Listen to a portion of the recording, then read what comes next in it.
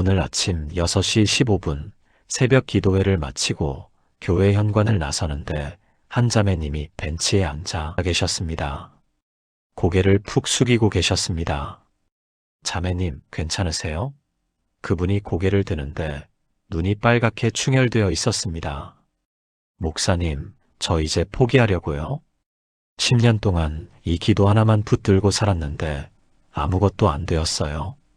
하나님, 나라를 먼저 구하면 모든 것이 더해진다고 하셨잖아요. 저는 먼저 구했어요. 새벽 기도도 안 빠지고 11조도 꼬박꼬박 드리고 봉사도 열심히 했어요. 그런데 왜 제 삶은 점점 더 힘들어질까요? 그 한마디에 제 가슴이 무너졌습니다. 왜 열심히 기도해도 응답이 없을까요? 왜 하나님을 먼저 섬기는데 내 삶은 여전히 무너져 있을까요? 왜 성경대로 순종하는데 아무것도 더해지지 않을까요? 여러분, 혹시 지금 이 질문 때문에 괴로우신가요? 지금부터 제가 말씀드리는 내용을 끝까지 들으시지 않으면 평생 이 고민에서 벗어나지 못합니다. 오늘 제가 부끄러운 고백을 하나 하겠습니다. 목사인 저도 이 말씀을 20년 동안 완전히 잘못 이해하고 있었습니다. 신학교 다닐 때였습니다. 학비가 없었습니다. 통장에 3만 원밖에 없었습니다. 그때 이 말씀을 붙들고 기도했습니다. 하나님, 저는 주님의 나라를 먼저 구하겠습니다. 학비 걱정은 내려놓겠습니다. 먼저 기도하고, 먼저 봉사하고, 먼저 헌신하겠습니다. 그러니 제 필요도 채워주세요. 그런데 학비 고지서는 계속 날아왔고, 통장은 바닥이었고, 제 믿음은 흔들렸습니다. 내가 뭘 잘못 구하고 있는 걸까? 먼저 구하라고 하셨는데 왜 아무것도 더해지지 않을까? 그때 한 은퇴 선교사님이 제게 말씀하셨습니다.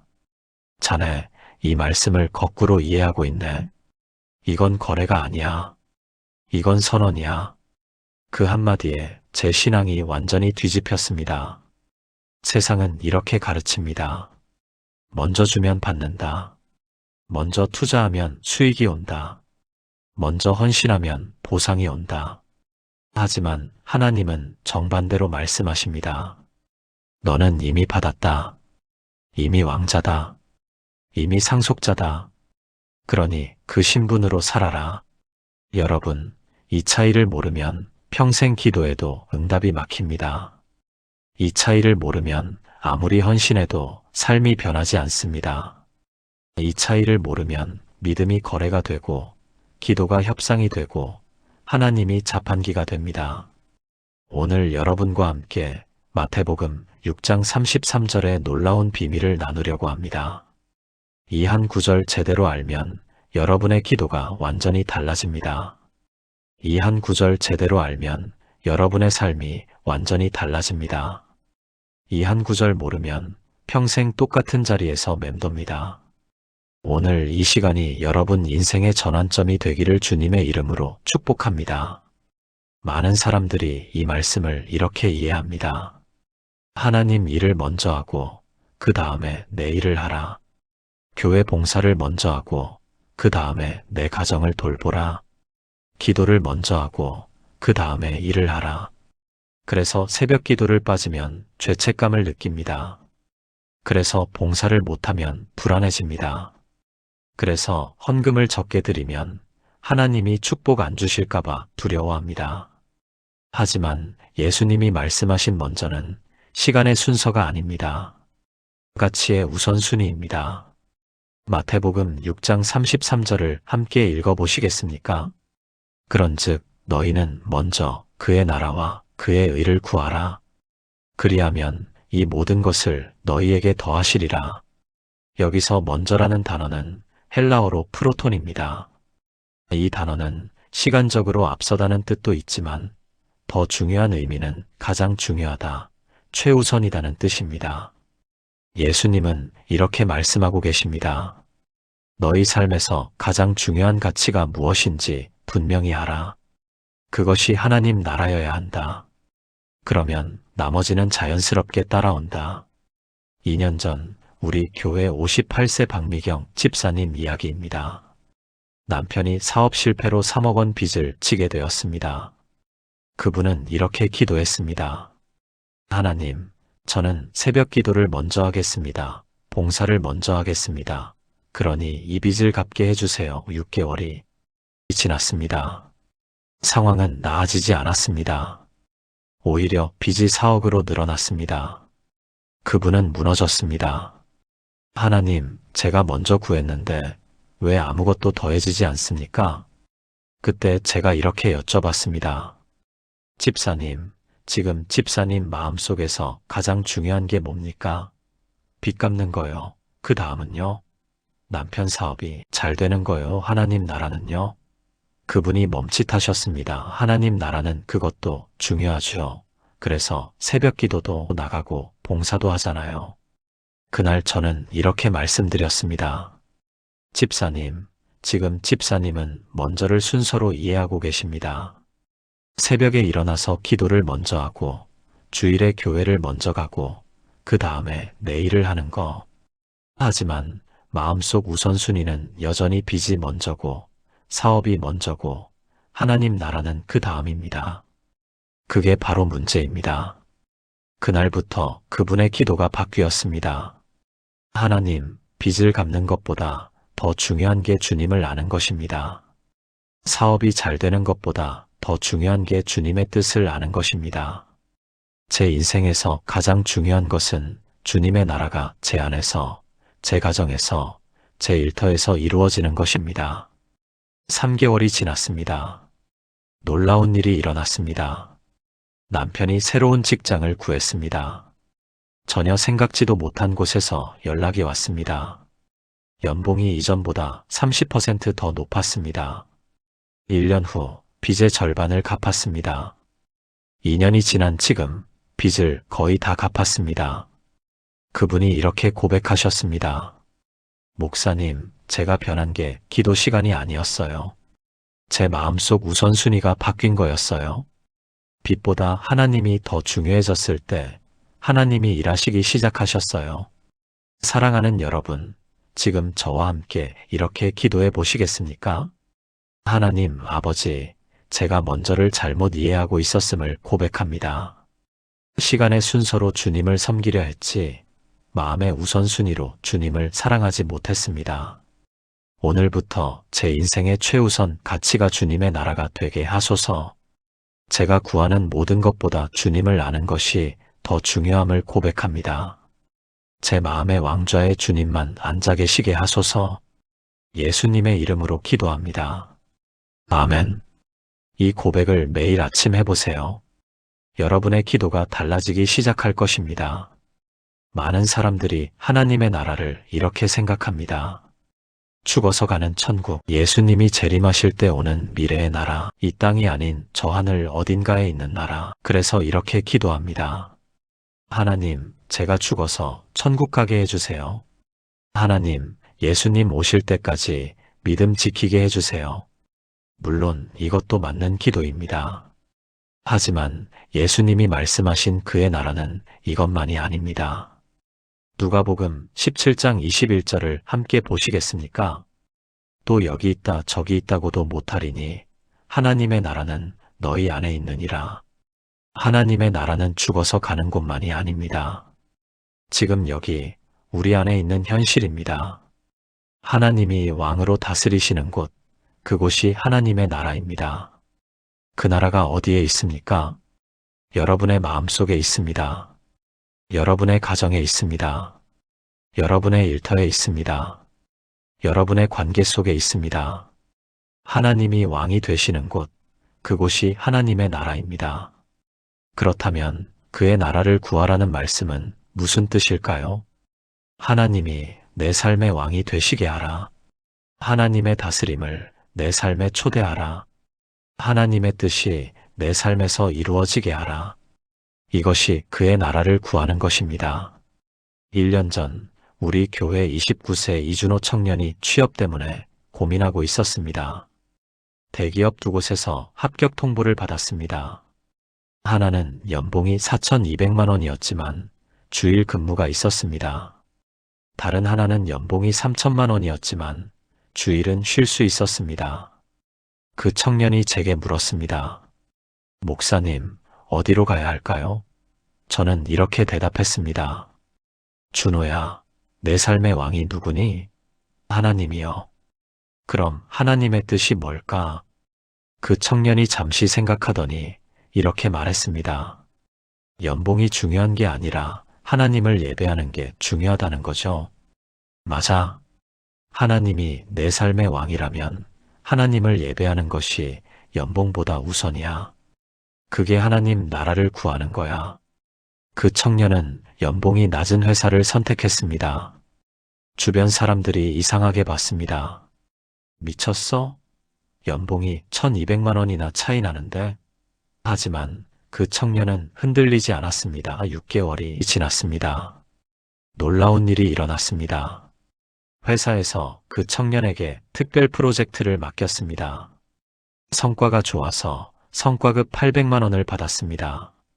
1년이 지난 지금 연봉이 5,500만 원으로 올랐습니다. 처음에 포기했던 연봉보다 훨씬 더 많아졌습니다. 그 청년이 이렇게 고백했습니다. 목사님, 제가 하나님을 왕으로 모셨을 때 하나님이 저를 책임지셨어요. 제가 하나님 나라를 먼저 구했을 때 하나님이 나머지를 더하셨어요. 여러분, 이것이 하나님 나라를 구하는 것입니다. 내 계산이 아니라 하나님의 계획을 신뢰하는 것입니다. 내 욕심이 아니라 하나님의 뜻을 우선하는 것입니다. 내 방법이 아니라 하나님의 방법을 선택하는 것입니다. 사랑하는 여러분, 지금 저와 함께 이렇게 기도해 보시겠습니까? 사랑의 주님, 하나님의 나라가 죽어서 가는 천국만이 아니라 지금 여기 제 안에 있음을 고백합니다. 주님이 제 삶의 왕이 되심을 선포합니다. 제 마음에, 제 가정에, 제 일터에 주님이 다스리시길 원합니다. 제 계획보다 주님의 계획을, 제 욕심보다 주님의 뜻을, 제 방법보다 주님의 방법을 선택합니다. 오늘부터 하나님 나라를 구하는 삶을 살게 하소서. 예수님의 이름으로 기도합니다. 아멘. 이 기도를 붙들고 사세요. 주님이 여러분의 왕이 되실 것입니다. 그의 의를 구하라. 이 말씀을 많은 사람들이 이렇게 이해합니다. 의롭게 살아라. 착하게 살아라. 죄 짓지 말고 살아라. 그래서 이렇게 노력합니다. 새벽마다 일어나서 기도하려고 애씁니다. 성경을 많이 읽으려고 애씁니다. 봉사를 열심히 하려고 애씁니다. 11조를 꼬박꼬박 드리려고 애씁니다. 그런데 자꾸 실패합니다. 새벽에 일어나지 못합니다. 성경을 읽다가 졸립니다. 봉사하다가 짜증이 납니다. 11조 드리기가 아깝습니다. 그러면 죄책감이 밀려옵니다. 나는 왜 이렇게 의롭지 못할까? 나는 왜 이렇게 믿음이 약할까? 나는 왜 이렇게 변하지 않을까? 그리고 기도가 막힙니다. 하지만 여기에 놀라운 비밀이 있습니다. 그의 의는 내가 만드는 의가 아닙니다. 예수님이 이미 완성하신 의입니다. 로마서 3장 22절을 함께 읽어보시겠습니까? 곧 예수 그리스도를 믿음으로 말미암아 모든 믿는 자에게 미치는 하나님의 의니 차별이 없느니라. 하나님의 의는 내가 노력해서 얻는 게 아닙니다. 예수님이 십자가에서 이미 완성하셨습니다. 내가 할 일은 그 의를 받는 것뿐입니다. 그의 의를 구하라는 말씀은 이런 뜻입니다. 너의 의로움을 포기하고 예수님의 의로움을 받아들여라. 너의 노력을 내려놓고 예수님의 완성을 믿어라. 너의 종교적 열심을 버리고 예수님의 은혜를 의지해라. 3년 전 우리 교회 67세 최순자 권사님 이야기입니다. 40년 동안 교회를 다니셨습니다. 새벽 기도를 한 번도 빠지지 않으셨습니다. 금식 기도를 1년에 4번씩 하셨습니다. 11조뿐 아니라 감사원금도 많이 드리셨습니다. 그런데 어느 날 암 진단을 받으셨습니다. 사기였습니다. 그분이 무너졌습니다. 하나님, 제가 이렇게 충성했는데 왜 저에게 이런 일이 일어납니까? 제가 뭘 잘못했습니까? 병원 침대에서 울고 계셨습니다. 제가 병문안을 갔습니다. 그분이 이렇게 말씀하셨습니다. 목사님, 저는 평생 의롭게 살려고 노력했어요. 하나님이 기뻐하실 만한 사람이 되려고 애썼어요. 그런데 이제 보니 저는 의롭지 못한 사람이었나 봐요. 그래서 하나님이 저를 버리신 건가 봐요. 그날 저는 권사님 손을 잡고 이렇게 말씀드렸습니다. 권사님, 의로움은 우리가 만드는 게 아닙니다. 예수님이 이미 만드셨습니다. 권사님이 40년 동안 새벽 기도한 것이 권사님을 의롭게 만든 게 아닙니다. 예수님이 십자가에서 흘리신 피가 권사님을 의롭게 만들었습니다. 권사님은 이미 의로운 사람입니다. 예수님 때문에. 그 말을 듣고 권사님이 울기 시작하셨습니다. 제가 40년 동안 잘못 믿었네요. 제 노력으로 하나님을 기쁘시게 하려고 했네요. 제 의로움으로 하나님께 인정받으려고 했네요. 그날부터 권사님의 기도가 바뀌었습니다. 하나님, 저는 의롭지 못합니다. 하지만 예수님이 의로우십니다. 저는 자격이 없습니다. 하지만 예수님이 저에게 자격을 주셨습니다. 저는 부족합니다. 하지만 예수님이 완전하십니다. 6개월이 지났습니다. 기적이 일어났습니다. 암이 완전히 사라졌습니다. 의사도 놀랐습니다. 사기암이 이렇게 깨끗하게 사라지는 경우는 거의 없습니다. 권사님이 이렇게 고백하셨습니다. 목사님, 제가 제 의를 내려놓고 예수님의 의를 붙들었을 때 하나님이 일하셨어요. 제가 제 노력을 포기하고 예수님의 은혜를 의지했을 때 기적이 일어났어요. 지금도 그 권사님은 건강하게 교회를 섬기고 계십니다. 사랑하는 여러분, 지금 저와 함께 이렇게 기도해 보시겠습니까? 의로우신 하나님 아버지, 제가 제 의로움으로 주님을 기쁘시게 하려 했음을 용서해 주소서. 제 노력으로, 제 충성으로, 제 헌신으로 주님께 인정받으려 했음을 회개합니다. 이제 고백합니다. 저는 의롭지 못하지만 예수님이 의로우십니다. 저는 자격이 없지만 예수님이 저에게 자격을 주셨습니다. 저는 부족하지만 예수님이 완전하십니다. 오늘부터 제 의가 아니라 그의 의를 구하며 살게 하소서. 예수님의 이름으로 기도합니다. 아멘. 이 고백이 여러분의 고백이 되길 바랍니다. 구하라. 이 단어를 들으면 우리는 자동으로 이렇게 생각합니다. 달라고 하는 거구나. 요청하는 거구나. 간구하는 거구나. 그래서 이렇게 기도합니다. 하나님, 주세요. 하나님, 채워주세요. 하나님, 허락해주세요. 물론 이것도 기도입니다. 하지만 예수님이 말씀하신 구하라는 단어는 더 깊은 의미가 있습니다. 헬라어로 제테오입니다. 이 단어의 원래 뜻은 찾다, 발견하다, 추구하다입니다. 없는 것을 달라고 하는 게 아니라 이미 있는 것을 발견하라는 뜻입니다. 마태복음 7장 7절을 함께 보시겠습니까? 구하라 그리하면 너희에게 주실 것이요. 찾으라 그리하면 찾아낼 것이요. 구하라와 찾으라가 같은 의미입니다. 달라고 하는 것이 아니라 찾는 것입니다. 이미 주신 것을 발견하는 것입니다. 이미 계신 하나님을 경험하는 것입니다. 왜 이것이 중요할까요? 우리는 하나님이 없는 것처럼 기도할 때가 많기 때문입니다. 하나님, 여기 계세요? 하나님, 저 좀 봐주세요. 하나님, 저 좀 도와주세요. 하지만 하나님은 이미 여기 계십니다. 하나님은 이미 우리를 보고 계십니다. 하나님은 이미 우리를 돕고 계십니다. 우리가 할 일은 그분을 발견하는 것입니다. 4년 전 우리 교회 43세 강혜진 자매님 이야기입니다. 남편과 이혼 직전까지 갔습니다.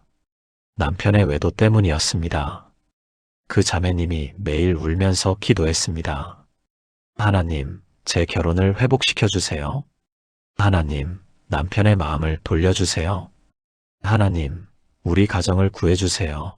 6개월 동안 이 기도만 했습니다. 하지만 아무것도 변하지 않았습니다. 남편은 여전히 차갑게 대했고 집에 들어오지 않는 날이 많았습니다. 그 자매님은 완전히 무너졌습니다. 하나님은 안 계신 것 같아요. 하나님은 제 기도를 안 들으시는 것 같아요. 그때 제가 이렇게 여쭤봤습니다. 자매님, 혹시 지난 6개월 동안 하나님이 하신 일을 찾아보신 적 있으세요? 무슨 일을요? 아무것도 안 되었는데요. 정말요? 자매님은 6개월 전보다 지금 더 기도하고 계시지 않나요? 그건 그렇죠. 6개월 전보다 지금 말씀을 더 가까이 하고 계시지 않나요? 그건 맞아요. 6개월 전보다 지금 하나님을 더 의지하고 계시지 않나요? 아, 그렇네요. 자매님, 그게 바로 하나님이 하신 일입니다. 자매님은 남편 때문에 기도했지만 하나님은 자매님을 변화시키고 계셨습니다. 그날 자매님의 눈에서 눈물이 쏟아졌습니다. 제가 하나님을 찾지 못했던 게 아니라 하나님이 하시는 일을 보지 못했던 거네요. 그날부터 자매님의 기도가 바뀌었습니다. 하나님, 오늘 하나님이 하신 일을 보게 하소서.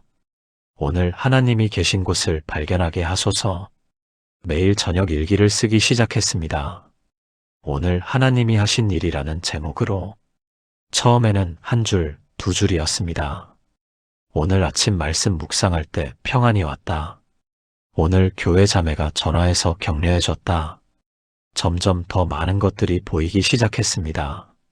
오늘 남편이 집에 일찍 들어왔다. 오늘 남편이 제 말을 들어줬다. 오늘 남편이 미소 지었다. 1년이 지났습니다. 놀라운 일이 일어났습니다. 남편이 외도를 끊었습니다. 남편이 무릎 꿇고 용서를 빌었습니다. 지금 그 부부는 행복하게 살고 있습니다. 그 자매님이 이렇게 고백했습니다. 목사님, 하나님은 한 번도 안 계신 적이 없었어요.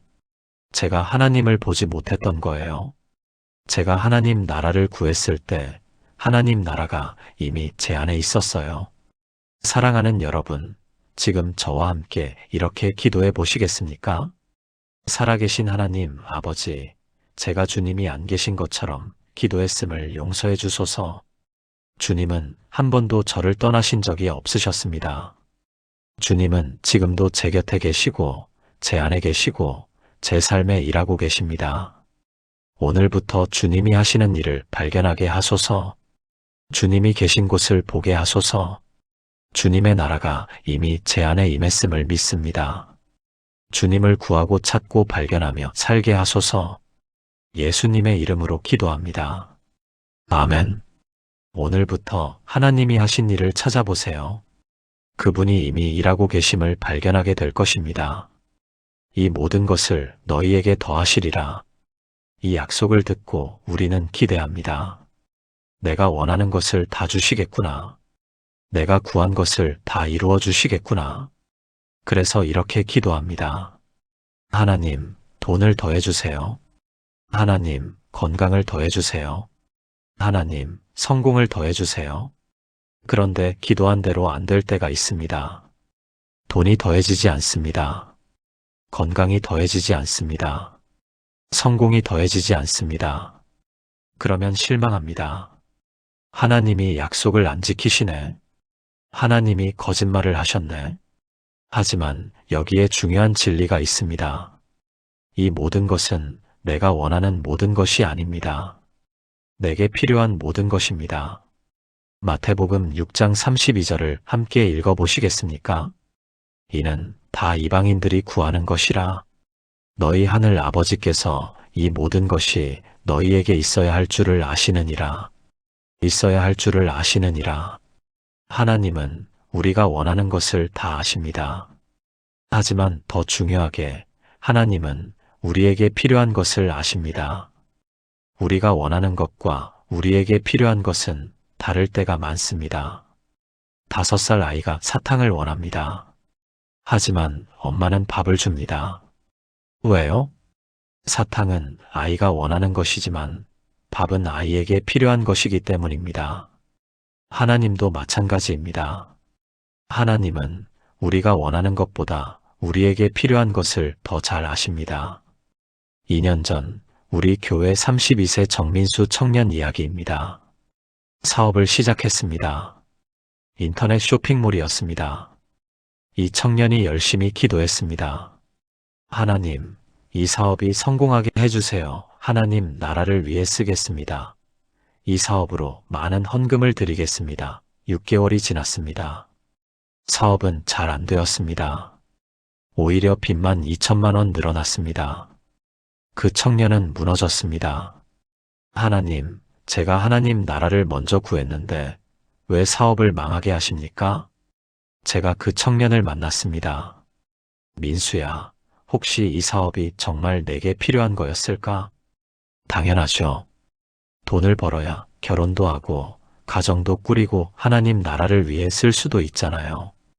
그게 내가 원하는 건지 내게 필요한 건지 구분해봤니? 그 청년이 멈칫했습니다. 그날부터 그 청년은 기도를 바꿨습니다. 하나님, 제가 원하는 것 말고 제게 필요한 것을 주세요. 3개월 후 사업을 정리했습니다. 그리고 취업을 했습니다. 처음에는 마음이 무거웠습니다. 내 꿈이 무너졌다 하지만 6개월이 지나자 생각이 바뀌었습니다. 회사에서 실력을 인정받았습니다. 프로젝트 리더가 되었습니다. 연봉이 올랐습니다. 1년 후 결혼했습니다. 빚도 다 갚았습니다. 지금은 팀장이 되어서 후배들을 이끌고 있습니다. 그 청년이 이렇게 고백했습니다. 목사님, 제가 원했던 건 사업 성공이었어요. 하지만 제게 필요했던 건 안정된 직장이었어요. 제가 원했던 건 큰 돈이었어요. 하지만 제게 필요했던 건 꾸준한 수입이었어요. 하나님은 제가 원하는 것 대신 제게 필요한 것을 주셨어요. 사랑하는 여러분, 하나님은 우리가 원하는 것을 다 주시지 않습니다. 하지만 우리에게 필요한 것은 반드시 주십니다. 그것이 이 모든 것을 더하시리라는 약속의 의미입니다. 사랑하는 여러분, 지금 저와 함께 이렇게 기도해 보시겠습니까? 전능하신 하나님 아버지, 제가 원하는 것과 제게 필요한 것을 구분하지 못했음을 고백합니다.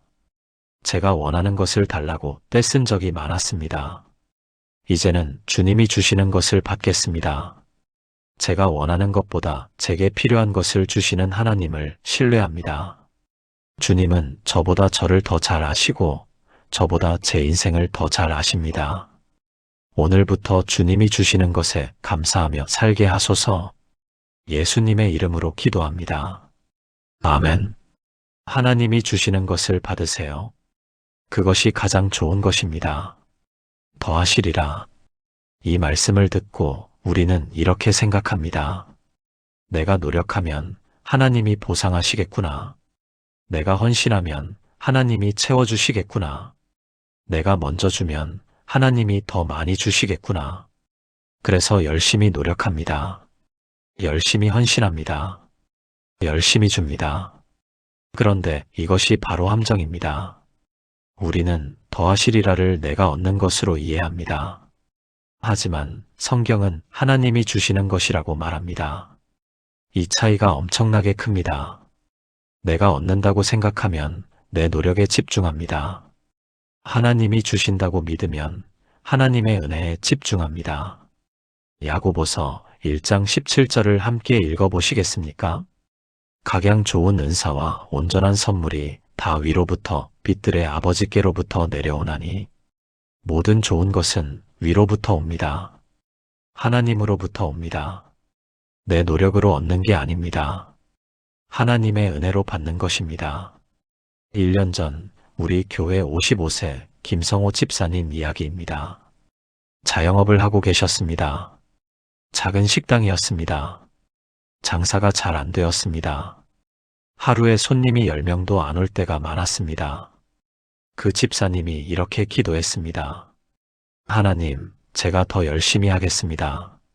더 일찍 가게를 열고 더 늦게까지 일하고 더 좋은 음식을 만들겠습니다. 그러니까 손님을 보내주세요. 6개월 동안 정말 열심히 했습니다. 새벽 5시에 가게를 열었습니다. 밤 11시에 가게를 닫았습니다. 음식도 더 맛있게 만들었습니다. 하지만 손님은 늘지 않았습니다. 그 집사님은 지쳐갔습니다.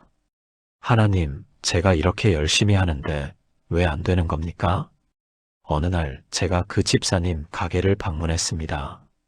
지친 얼굴로 일하고 계셨습니다. 집사님, 잠깐 쉬시고 이야기 좀 나눠요. 우리는 가게 한쪽에 앉았습니다. 집사님, 지금 집사님은 내가 더 열심히 하면 하나님이 축복하실 거야 라고 생각하고 계시죠? 네, 당연하죠. 열심히 해야 하나님이 도와주시는 거 아닙니까? 집사님, 하나님은 우리가 열심히 해서 축복하시는 게 아니라 그냥 축복하고 싶어서 축복하십니다. 하나님의 축복은 우리 노력의 보상이 아니라 하나님의 선물입니다. 그날 그 집사님의 눈에서 눈물이 났습니다. 제가 평생 착각하고 살았네요. 제 노력으로 하나님의 축복을 얻으려고 했네요. 그날부터 그 집사님의 기도가 바뀌었습니다. 하나님, 제 노력을 내려놓습니다. 제가 할 수 있는 건 제가 하겠습니다. 하지만 결과는 주님께 맡깁니다. 주님이 주시는 것을 받겠습니다. 신기한 일이 일어났습니다. 마음이 편해졌습니다. 일할 때 여유가 생겼습니다. 손님들을 대하는 태도가 달라졌습니다. 3개월이 지났습니다. 손님이 늘기 시작했습니다. 단골 손님이 생겼습니다. 입소문이 났습니다.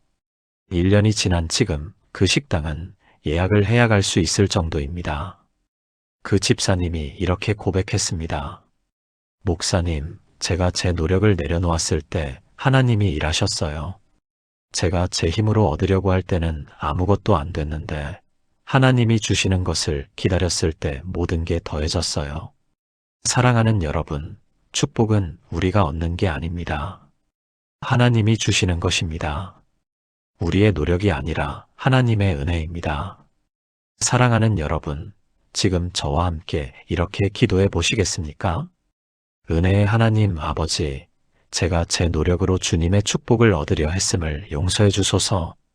제 열심으로, 제 헌신으로, 제 수고로 주님의 은혜를 사려 했음을 회개합니다. 이제 고백합니다. 모든 좋은 것은 위로부터 옵니다. 모든 좋은 것은 주님으로부터 옵니다. 제 노력을 내려놓고 주님의 은혜를 바라봅니다. 제 수고를 멈추고 주님이 주시는 것을 받겠습니다. 주님이 더하시는 모든 것을 감사함으로 받게 하소서. 예수님의 이름으로 기도합니다. 아멘. 여러분의 노력을 내려놓으세요. 하나님이 주시는 것을 받으세요. 지금까지 6가지 진리를 나누었습니다. 이제 마지막 7번째입니다. 이것이 가장 중요합니다. 마태복음 6장 33절을 처음부터 끝까지 관통하는 핵심입니다. 기도는 거래가 아니라 관계입니다. 많은 사람들이 기도를 거래로 이해합니다. 내가 이것을 하면 하나님이 저것을 주신다. 내가 충성하면 하나님이 축복하신다. 내가 헌신하면 하나님이 채워주신다. 이것은 거래입니다. 계약입니다. 조건입니다. 하지만 하나님은 우리와 거래하시는 분이 아닙니다. 관계 맺기를 원하시는 분입니다. 요한복음 17장 3절을 함께 읽어보시겠습니까? 영생은 곧 유일하신 참 하나님과 그가 보내신 자 예수 그리스도를 아는 것이니이다. 영생은 무엇입니까?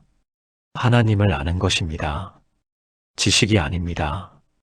관계입니다. 하나님을 알고 하나님과 함께하고 하나님을 사랑하는 것입니다. 그의 나라와 그의 의를 구하라는 말씀도 마찬가지입니다. 이것은 조건을 충족시켜라가 아닙니다. 관계 속으로 들어오라는 초대입니다. 6개월 전 우리 교회에 새로 등록하신 48세 이영미 자매님 이야기입니다. 20년 만에 교회에 돌아오셨다고 했습니다. 왜 20년 동안 교회를 안 나오셨을까요? 그분의 이야기를 들었습니다. 20년 전에 제가 교회를 열심히 다녔어요. 새벽 기도도 나가고 봉사도 하고 헌금도 많이 했어요. 그런데 제 아들이 아팠어요. 3살이었어요. 심장병이었어요. 저는 하나님께 이렇게 기도했어요. 하나님, 제가 이렇게 충성했잖아요. 제 아들만 살려주세요. 하지만 아들은 죽었어요. 저는 하나님을 원망했어요. 하나님은 거짓말쟁이다. 내가 충성했는데 왜 내 아들을 죽게 하셨냐? 그래서 교회를 떠났어요. 그분의 이야기를 들으면서 제 마음이 아팠습니다. 자매님, 정말 힘드셨겠어요. 그런데 왜 지금 다시 교회에 오셨어요? 몇 달 전에 꿈을 꿨어요. 제 아들이 나타났어요. 건강한 모습으로. 그리고 이렇게 말했어요. 엄마, 나는 지금 하나님과 함께 있어. 정말 행복해. 엄마도 하나님과 함께 해. 그 꿈을 꾸고 나서 생각했어요. 내가 하나님을 완전히 잘못 이해하고 있었구나. 그날부터 그 자매님과 긴 시간 대화를 나눴습니다. 몇 주가 걸렸습니다. 그분이 깨달았습니다. 제가 하나님과 거래하려고 했어요. 제가 충성하면 하나님이 제 아들을 살려주실 거라고 생각했어요. 하지만 하나님은 그런 분이 아니시죠. 하나님은 저와 거래하시는 게 아니라 저를 사랑하시는 거죠. 맞습니다. 하나님은 자매님의 충성 때문에 자매님을 사랑하시는 게 아닙니다. 그냥 자매님이 하나님의 딸이기 때문에 사랑하십니다. 그날 그 자매님이 울었습니다. 한참을 울었습니다. 제가 20년을 허비했네요. 하나님과 거래하려고 20년을 허비했네요. 지금 그 자매님은 교회에서 가장 행복한 얼굴로 예배드리는 분 중 하나입니다. 기도할 때 웃으면서 기도하십니다. 찬양할 때 눈물을 흘리면서 찬양하십니다. 어느 날 제게 이렇게 말씀하셨습니다. 목사님, 예전에는 기도가 하나님께 뭔가 받아내는 거라고 생각했어요. 지금은 기도가 하나님과 대화하는 거라는 걸 알아요. 예전에는 예배가 하나님께 뭔가 드려서 축복받는 거라고 생각했어요. 지금은 예배가 하나님을 만나는 거라는 걸 알아요. 이게 진짜 신앙이네요. 사랑하는 여러분, 하나님은 우리와 거래하시는 분이 아닙니다. 관계 맺기를 원하시는 분입니다. 그의 나라와 그의 의를 구하라는 말씀은 이런 뜻입니다. 나와 관계 맺어라. 나를 알아라. 나를 사랑해라. 그러면 나머지는 내가 알아서 할게. 이것이 이 말씀의 진짜 의미입니다. 사랑하는 여러분, 지금 저와 함께 이렇게 기도해 보시겠습니까? 사랑의 하나님 아버지, 제가 주님과 거래하려 했음을 용서해 주소서. 제가 조건을 내세우며 주님을 협상 테이블로 끌어내리려 했음을 회개합니다. 이제 고백합니다. 주님은 저와 거래하시는 분이 아니라 저를 사랑하시는 분입니다. 주님은 제 충성 때문에 저를 축복하시는 게 아니라 제가 주님의 자녀이기 때문에 축복하십니다. 제 기도를 거래에서 관계로 바꿔주소서. 제 신앙을 조건에서 사랑으로 바꿔주소서. 주님을 알고 주님과 함께하고 주님을 사랑하며 살게 하소서. 그것이 그의 나라를 구하는 것임을 믿습니다. 예수님의 이름으로 기도합니다. 아멘. 오늘부터 하나님과의 관계에 집중하세요. 그러면 하나님이 나머지를 책임지십니다. 지금까지 나눈 7가지 진리를 하나의 기도로 드리겠습니다. 함께 기도하시겠습니까?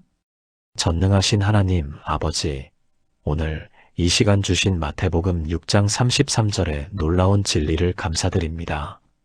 먼저가 순서가 아니라 우선순위임을 가르쳐 주시고 그의 나라가 미래가 아니라 지금 여기 제 안에 있음을 깨닫게 하시고 그의 의가 제 노력이 아니라 예수님의 완성임을 알게 하시고 구하라가 달라는 게 아니라 발견하는 것임을 보여주시고 이 모든 것이 제가 원하는 게 아니라 제게 필요한 것임을 이해하게 하시고 더하시리라가 제가 얻는 게 아니라 주님이 주시는 것임을 믿게 하시고 이 모든 것이 거래가 아니라 관계임을 깨닫게 하신 주님을 찬양합니다. 저는 고백합니다. 제 삶의 최우선 가치는 주님의 나라입니다. 주님이 제 마음의 왕이시고 제 삶의 주인이십니다. 저는 의롭지 못하지만 예수님이 의로우십니다. 저는 자격이 없지만 예수님이 저에게 자격을 주셨습니다. 주님은 이미 제 곁에 계시고 이미 일하고 계시고 이미 저를 사랑하고 계십니다. 제가 원하는 것보다 제게 필요한 것을 주시는 주님을 신뢰합니다. 제 노력이 아니라 주님의 은혜로 사는 것을 선택합니다. 주님과 거래하는 게 아니라 주님과 관계 맺는 것을 선택합니다.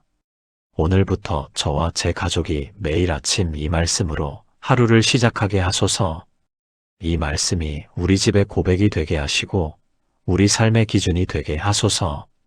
제 기도가 거래에서 관계로, 조건에서 사랑으로, 요구에서 신뢰로 바뀌게 하소서. 주님의 나라가 제 안에서, 제 가정에서, 제 일터에서, 제 모든 관계 속에서 이루어지게 하소서. 그리하면 주님이 약속하신 대로 이 모든 것을 더하실 줄 믿습니다. 제게 필요한 모든 것을 주실 줄 믿습니다. 주님의 은혜로 살게 될 줄 믿습니다. 이 모든 말씀이 제 삶의 실제가 되게 하시고 제 기도의 능력이 되게 하소서.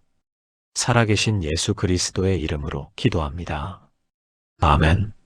사랑하는 여러분, 오늘 우리가 함께 나눈 7가지를 기억하시나요? 먼저는 순서가 아니라 우선순위입니다. 그의 나라는 미래가 아니라 지금입니다.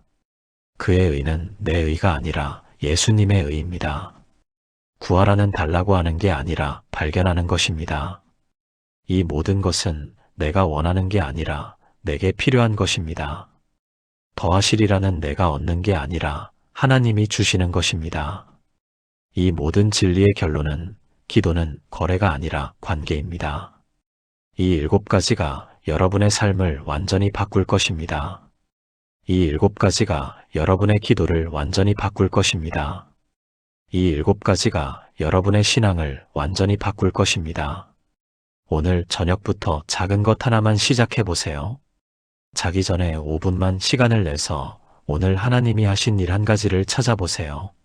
내일 아침 눈 뜨자마자 주님이 제 삶의 왕이십니다라고 한 번만 고백해 보세요. 이 작은 실천이 여러분의 하루를 바꾸고 한 달을 바꾸고 1년을 바꾸고 인생을 바꿀 것입니다. 여러분도 오늘 나눈 이 은혜가 마음에 닿았다면 좋아요를 눌러주시고 댓글란에 아멘이라고 남겨주세요. 더 많은 분들이 이 진리를 알게 되도록 공유도 부탁드립니다. 사랑하는 여러분, 하나님의 은혜가 여러분의 삶에 충만하기를 주님의 이름으로 축복합니다.